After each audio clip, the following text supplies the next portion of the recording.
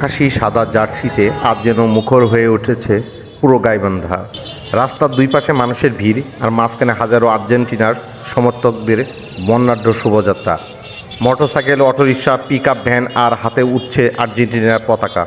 প্রিয় দলের প্রতি ভালোবাসা আর আবেগ প্রকাশ করতে দূর দূরান্ত থেকে একত্রিত হয়েছেন সমর্থকরা।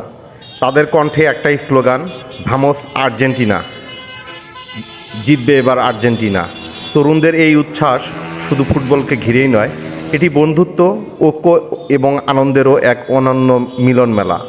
গাইবান্ধার প্রধান সড়ক জুড়ে চলা এই বিশাল শোভাযাত্রা মুহূর্তেই পরিণত হয় এক উৎসবমুখর পরিবেশে।